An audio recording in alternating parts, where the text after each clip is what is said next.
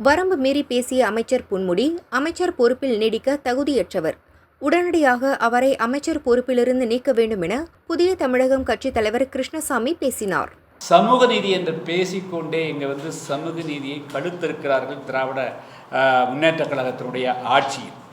எனவேதான் இந்த 3% உள்ஒதுக்கீட்டால் ஏற்படக்கூடிய பாதிப்புகளிலிருந்து அனைத்து ஒடுக்கப்பட்ட மக்கள், பட்டியல மக்களுடைய பாதுகாப்பை உறுதிக்காக மே மாதம் 17ஆம் தேதி அன்று, அதாவது இந்த மாதம் ஏப்ரல், அடுத்த மாதம் மே 12 திருச்சியில் புதிய தமிழகம் கட்சியின் சார்பாக இந்த 3% உள்ஒதுக்கீடு இப்பொழுது இருக்கக்கூடிய குறைபாடு இருக்கக்கூடிய சமூக நீதிக்கு புறம்பான, சட்டத்துக்கு புறம்பான, அதுன்னு சொல்லப்போனால் கடந்த ஆகஸ்ட் மாதம் 1ஆம் தேதி அன்று உச்சநீதிமன்றம் கொடுத்த தீர்ப்பிற்கும் மாறாக இப்பொழுது அமர்க்கக்கூடிய இந்த 3% உள்ஒதுக்கீட்டை ரத்து செய்து அண்மையில் நேற்றைய முன்தினம் தெலுங்கானா அரசினுடைய சார்பாக நியாயமான முறையில் அங்கே 3 பிரிவாக ஏபிசி என்று அழைக்கப்படுகிறார்கள். அதில் அந்த சமுதாயங்களை எல்லாம் ஒன்றிணைத்து அவர்கள் 3 பிரிவாக இடஒதுக்கீடு கொடுத்திருக்கிறார்கள்.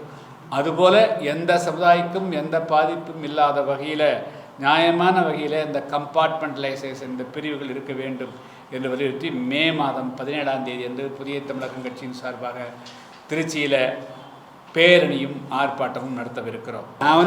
நான் இதனால்தான் 2 பார்ட்டியும் தான் பென்ஷன் பண்ணதை தவிர யாரையும் ஒரு பார்ட்டியை நான் டிஃபெண்ட் பண்ணி பேசவே இல்லையா. தேர்தல் என்பது வேறு, கொள்கை என்பது வேறு. ஒரு இஷ்யூன்னு வர்ற போது 2 பார்ட்டியும் தவறு பண்ணிக்கிறாங்க தான் சொன்னேன். நல்லா போட்டு வேணா கேட்க, நான் ஒன்றும் யாரையும் ஒருத்தரையும் டிஃபெண்ட் விட்டுட்டு பேசலையே. எங்களை பொறுத்த மட்டும் நாங்கள் தெளிவாக இருக்கிறோங்க. தமிழ்நாட்டில் வெறும் அரசியல் மாற்றம் மட்டும் ஏற்பட்டால் போதாது.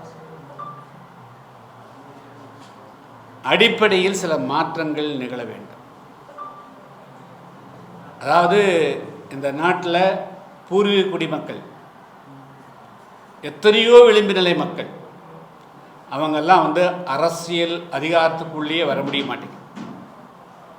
ஏன் ஆங்கில அரசை போக்கி ஆங்கிலேயர் நீக்கிட்டு நம்ம வந்தோம்? ஏன் மன்னராட்சிகளை ஒழித்து மக்களாட்சி வந்தோன்னா, எல்லோரும் ஆட்சியிலும் பங்கு, அதிகாரத்திலும் பங்கு பெற வேண்டும் என்ற நோக்கத்தோடு தான் வந்தோம். நாங்கள் புதிய தமிழகம் கட்சி துவங்குகின்ற பொழுது என்றாவது எங்களுடைய கொடி சென்னை கோட்டையிலே பறக்க வேண்டும் என்ற நோக்கத்தோடு தான் நாங்கள் இந்த கட்சியை துவங்கி இருக்கிறோம். எனவே எங்கள் 2026 புதிய தமிழகம் கட்சியினுடைய முழக்கமே ஆட்சியிலும் அதிகாரத்திலும் பங்கு பெற வேண்டும் என்பதுதான் எங்களுடைய கொள்கை. எனவே ஆட்சியிலே பங்கு என்ற முழக்கத்தோடு யார் கூட்டணி அமைக்கிறார்களோ அதுதான் எங்களுடைய முதல் கூட்டணிக்கான நிபந்தனையாக இருக்க முடியும். அதுக்கு பிறகு தான் பாக்கி எல்லா விஷயமும் பேச முடியும். ஆனால் 2026 கூட்டணி மட்டுமல்ல, கூட்டணி ஆட்சியிலும் அமைய வேண்டும், ஆட்சி அமையணும். அதுக்கு தான் முக்கியத்துவம் புதிய தமிழகம் கொடுக்கும். அதை அடிப்படையாக வைத்து தான் எங்களுடைய கூட்டணியே அமையுமே தவிர, இந்த ஆட்சியை மாற்றிட்டு இன்னொருத்தரை கொண்டு முதலமைச்சராக்கிறதுக்கு, ஒரு கட்சியை கொண்டு முதலமைச்சராக்கிறதுக்கு நாங்கள் பாடுபட மாட்டோம். நாங்கள் அதுக்காக எங்கள் கட்சியை துவக்கலை. அதனால் நாங்களும் ஆட்சியில் பங்கு பெறணும்னா தான் எங்களுடைய கட்சி அதுக்காக முழுமையாக பாடுபடுமே தவிர, யாராவது ஒருத்தர் கொண்டு முதலமைச்சராக உட்கார வைக்கிறதுக்கு நாங்கள் எதுக்காக பாடுபடணும்? நாங்கள் எதுக்காக ஓட்டு போடணும்? இது நாங்கன்னு சொன்னால் லட்சம் கூட இன்றைக்கி சொல்லப்போனால் 2-3 முக்கியமான சமுதாயங்களை தவிர பாக்கி 90 சமுதாய மக்கள் ஆட்சி அதிகாரத்துக்கே வர முடியாமல் திணறுகிறால், பிரச்சனை முடிக்க முடியாமல் இருக்கிறாங்க. அதனால் எல்லோருக்குமான அதிகாரம் வரணும்னு சொன்னால் முதல்ல தமிழ்நாட்டில் கூட்டணி ஆட்சி அமைய வேண்டும். கூட்டணி ஆட்சி அமைவதற்கு உண்டான சூழ்நிலை உருவாக வேண்டும். அதுதான் புதிய தமிழக கட்சியினுடைய நிலைப்பாடு.